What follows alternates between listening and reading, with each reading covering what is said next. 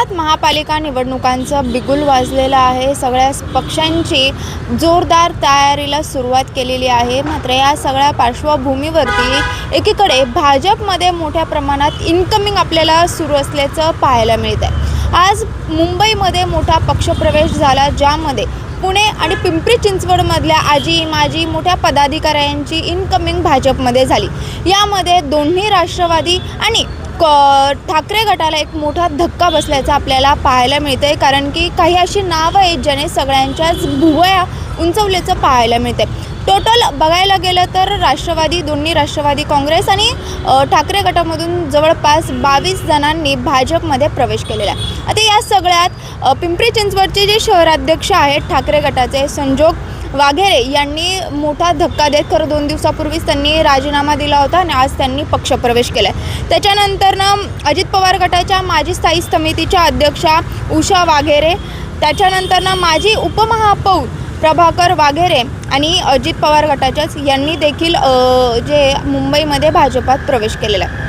आता शरद पवार गटाचं म्हणायचं झालं तर सध्याचे वडगाव शेरीचे आमदार बापूसाहेब पठारे यांच्या मुलानेच म्हणजेच सुरेंद्र पठारे यांनी देखील आज मुंबईमध्ये भाजपमध्ये पक्षप्रवेश केलेला आहे। खरं तर सगळ्यांच्याच भुवया जेव्हा एका आमदाराच्याच मुलाचं नाव या सगळ्यात आलं तेव्हा उंचवल्याचं आपल्याला पाहायला मिळतं आहे। मात्र या सगळ्यानंतरनं जे बापूसाहेब पठारे आहेत ते शरद पवार गटासोबतच राहणार असल्याचं त्यांनी स्पष्ट केलेलं आहे। याच्यानंतरनं खडकवासला मतदारसंघातून एक मोठं नाव आलं, ज्याची बातमी देखील आपण आधी केली होती, ती म्हणजे सचिन दोडके यांची। सचिन दोडके हे शरद पवार आणि सुप्रिया सुळे यांचे अगदी विश्वासू नेते जे ते समजले जातात आणि अखेर जेव्हा काही दिवसांपूर्वी सचिन दोडकेंवरूनच 2 अण्णां म्हणजेच आपले मुरलीधर मोहोळ आणि भीमराव तापकीर जे सध्याचे तिथले आमदार आहे, यामध्ये त्यांना पक्षप्रवेश देण्यावरून खडाजंगी झाल्याचं पाहायला मिळालं होतं। पण अखेर केंद्रीय मंत्री मुरलीधर मोहोळ यांनी सगळ्यांचा विरोध डावलत सचिन दोडके यांना भाजपमध्ये पक्षप्रवेश दिलेला आहे।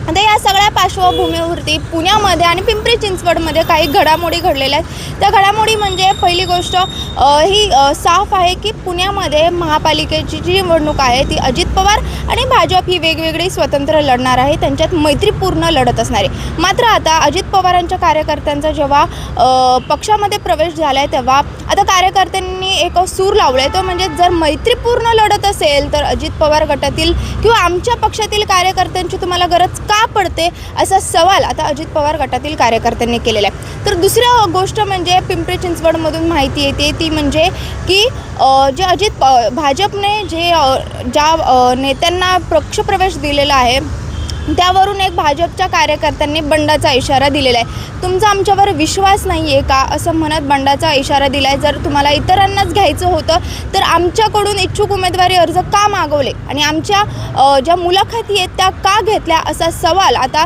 भाजपचे कार्यकर्ते भाजपलाच करू लागलेत। तिसरी महत्त्वाची घडामोड म्हणजे एकंदरीत पाहायला गेलं तर भाजपकडून सांगण्यात आलं होतं की महापालिकेसाठी जवळपास 2000 ते 2500 इच्छुक उमेदवार जे अर्ज आहेत ते भाजपकडे आले होते। आता हे जे 22 आजी माजी नगरसेवक जे आहेत त्यांनी पक्षप्रवेश केलेला आहे। आता ज्या प्रभागातून त्यांनी पक्षप्रवेश केलेला आहे त्या प्रभागातील भाजपच्या इच्छुक उमेदवारांमध्ये जी धाकधूक आहे ती सुरू झाल्याचं पाहायला मिळते। त्यामुळे एकंदरीतच आता या सगळ्यात जे नवीन आता पक्षप्रवेश झालेला आहे, भाजप जरी म्हटलं असलं की आम्ही पहिली प्रायोरिटी जी आहे ती आमच्याच उमेदवारांना देऊ, पक्षातील उमेदवारांना देऊ, तरीसुद्धा यातील आता कोणाला उमेदवारी मिळते हे पाहणं महत्त्वाचं असणार आहे। आणि आता लेटेस्ट अपडेटनुसार काँग्रेसलाही एक मोठा धक्का बसल्याचं आपल्याला पाहायला मिळते। 40 वर्ष एकनिष्ठ राहिलेले काँग्रेसची आबा बागुल यांनी आता काँग्रेसचा हात सोडत हाती धनुष्यबाण घेतलेला आहे। मुंबईमध्ये त्यांनी एकनाथ शिंदे यांच्या उपस्थितीत हा पक्षप्रवेश केलेला आहे। त्यामुळे एकंदरीतच ह्या सध्याच्या महत्त्वाच्या अपडेट पुणे आणि पिंपरी चिंचवडमध्ये घडत आहेत। त्यामुळे एकंदरीत आता पुढे काय घडतं, या पक्षप्रवेशावरून कुठला नवीन दुसरा वादाचा अंक सुरू होतो का हे पाहणं महत्त्वाचं असणार आहे। पुण्याहून मी शिवानी लकडे, टाइम्स ऑफ महाराष्ट्र।